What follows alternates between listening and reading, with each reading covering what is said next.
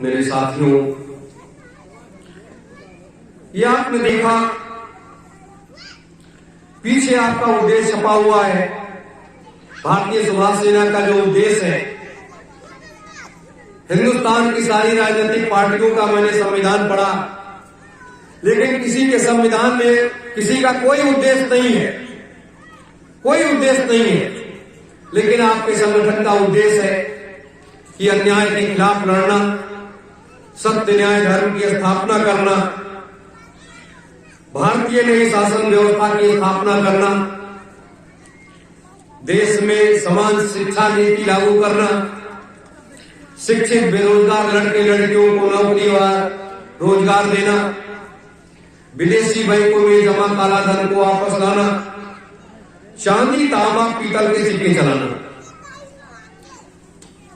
जब ये प्रजातंत्र भारत में नहीं था, या इस प्रजातंत्र के रूप में भारत के लोगों के हाथ में सत्ता नहीं आई थी, तब भारत में चांदी के, तांबे के, पीतल के, सोने के ये सिक्के चला करते थे। और जब कांग्रेस लाल बहादुर शास्त्री जी के जाने के बाद जब इंदिरा जी प्राइम मिनिस्टर बनी, तो क्या हुआ, धीरे धीरे करके जो भी चांदी तांबा पीतल कांसा लोगों के घरों में रखा हुआ था, वो धीरे धीरे सब गायब हो गया। सब सरकार ने निकलवा लिया, खिंचवा लिया, और उसके बदले में स्टील दे दिया और सिल्वर दे दिया, जिससे लोग, जिसमें खाना बनाएंगे, खाएंगे, लोग बीमार होंगे और डॉक्टर के पास जाएंगे, डॉक्टर पैसा कमाएगा। इस तरीके से ये व्यवस्था बनेगी। नेताजी सुभाष चंद्र बोस जी के रहस्यमय मृत्यु प्रकरण का खुलासा किया जाएगा। किसानों मजदूरों द्वारा लिए गए कर्जे को मैं ब्याज के माफ किया जाएगा। कृषि, पशुपालन, पशु डेयरी, पशु गौशाला को उद्योग का दर्जा दिया जाएगा।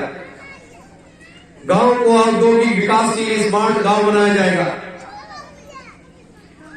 गांव को औद्योगिक विकासशील स्मार्ट गांव का मतलब है कि जिस तरीके से शहरों की व्यवस्थाएं हैं, उसी तरीके से गांवों की व्यवस्थाओं को किया जाएगा, जिससे गांव से पलायन शहरों की तरफ ना हो। जब गांव में लोगों को नौकरी मिलने लगेगी, रोजगार मिलने लगेगा, सारे संसाधन, सारी सुविधाएं उपलब्ध हो जाएंगी, तो लोग शहरों की तरफ जाने का प्रयास ही नहीं करेंगे।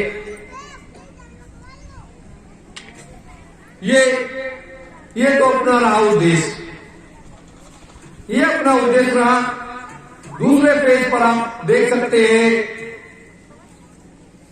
एक शब्द अपने लोगों ने लिखा है, ये अपना नहीं है, नेताजी सुभाष चंद्र बोस जी का विचार है कि याद रखिए, सबसे बड़ा अपराध अन्याय सहना है और गलत के साथ समझौता करना है।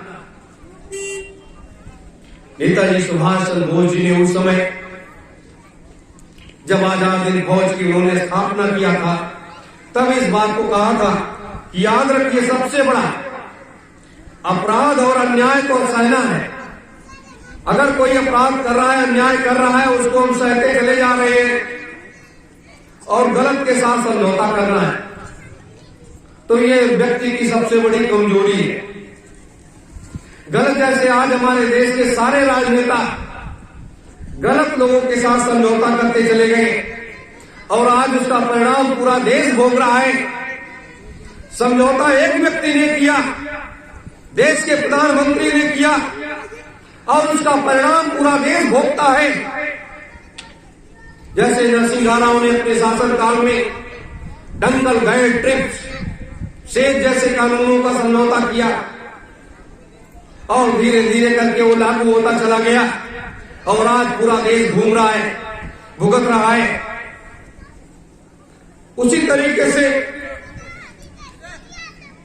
अपने लोगों ने एक नारा दिया कि उत्तर प्रदेश विकास का हमारा संकल्प है, कृषि को उद्योग का दर्जा देना हमारा लक्ष्य है, कृषि को उद्योग का दर्जा देना हमारा लक्ष्य है, सत्य न्याय धर्म की स्थापना हमारा मंत्र है। ये आपके नारे हैं। मेरे साथियों, आज के इस पावन पुनीत पर्व पर दादा गुरु जी महाराज के भंडारे पर एक ये विशेष चर्चा इसलिए थोड़े समय के लिए कि आज अपने लोगों को भी और इस देश या प्रदेश को बहुत बड़ी आवश्यकता है।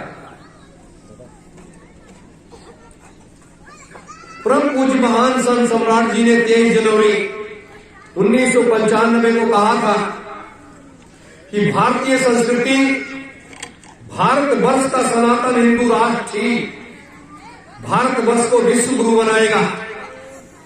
आज आरएसएस के प्रमुख मोहन भागवत जी कह रहे हैं कि भारत को विश्व गुरु बनाना है। भाई नरेंद्र मोदी जी भी कह रहे हैं कि भारत को विश्व गुरु बनाना है। हमारे मुख्यमंत्री जी भी कह रहे हैं कि भारत को विश्व गुरु बनाना है। भारत तब तक विश्व गुरु नहीं बन सकता जब तक आप शराब का व्यापार करेंगे, लोगों को शराब बना करके खिलाएंगे। जब तक आप देश में बूचड़ खाने चलाएंगे, मांस का व्यापार करेंगे, तब तक भारत विश्व गुरु नहीं बन सकता है। ये इन लोगों की एक कोरी कल्पना है। लेकिन परम पूज्य महान संत सम्राट जी ने 23 जनवरी 1995 को, जो भारतीय सुभाष सेना के संस्थापक भी हैं, उन्होंने कहा था कि भारतीय संस्कृति भारतवर्ष का सनातन हिंदू राष्ट्र ही भारतवर्ष को विश्व गुरु बनाएगा। ये शब्द उस महापुरुष ने 23 जनवरी 1995 को ही कहा था। दूसरी बात, 21 अक्टूबर 2000 को परम पूज्य बाबा भंडारी जी महाराज, जो इस संगठन के राष्ट्रीय संचालक हुआ करते थे, उन्होंने कहा कि भारतीय सुभाष सेना भारतवर्ष की राजनीति में एक चमकता हुआ सूर्य है और एक समय ऐसा आएगा जब भारतीय सुभाष सेना का शासन पूरे भारतवर्ष में होगा। सत्य न्याय धर्म का शासन आएगा, भारत विश्व गुरु बनेगा। तो भारत विश्व गुरु कब बनेगा? भारतीय सुभाष सेना के शासन काल में भारत विश्व गुरु बनेगा और मांस और शराब का व्यापार करने वालों के शासन काल में भारत विश्व गुरु कभी नहीं बनेगा। ये लोगों की एक कल्पना है। दूसरी बात आती है हिंदू राष्ट्र। हिंदू राष्ट्र की बात सभी लोग करते हैं, लेकिन आज तक आजादी के बाद हिंदू राष्ट्र की परिकल्पना साकार नहीं हुई। यहां तो सभी धर्मों के लोग रहते हैं, सभी पंथों के लोग रहते हैं, सभी मत और मतांतर के लोग भी रहते हैं। लेकिन जैसे हिंदू राष्ट्र की बात आती है, मुसलमान भी उठ खड़े होते हैं, बौद्ध धर्म के लोग भी उठ करके खड़े हो जाते हैं कि भारत को हिंदू राष्ट्र नहीं बनना चाहिए। मेरे प्रेमी जनों,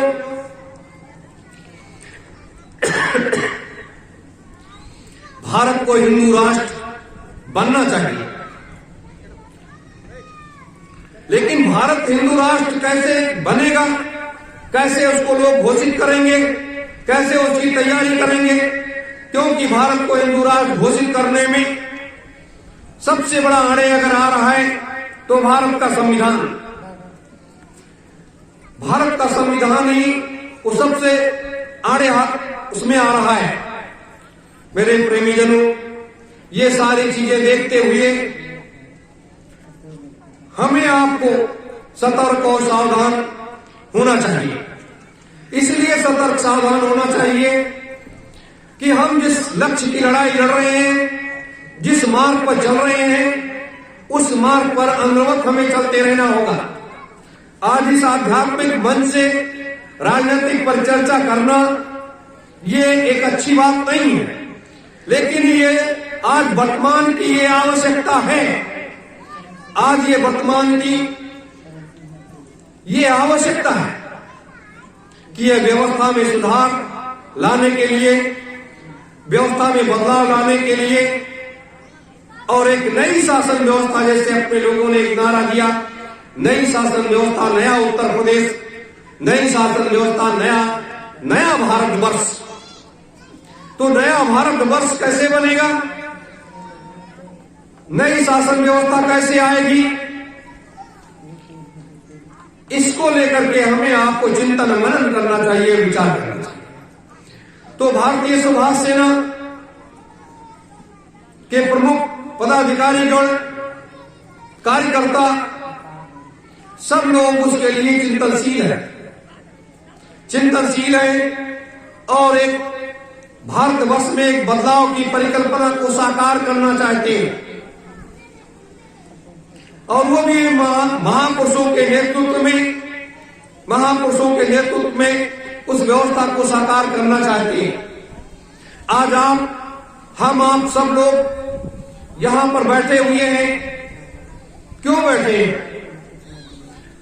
इस आध्यात्मिक सत्संग सभा में सतयुग तीर्थ की पावन धरा पर दादा गुरुजी महाराज के पावन पुनीत भंडारे के उपलक्ष्य में बैठे हुए हैं कि हमें कुछ आध्यात्मिक ज्ञान मिलेगा, हमें कुछ राजनीतिक चेतना मिलेगी, हमें कुछ सामाजिक ज्ञान मिलेगा, हमें मानव कल्याण का एक रास्ता मिलेगा, या आत्मा और परमात्मा के मिलन का एक मार्ग निश्चित होगा।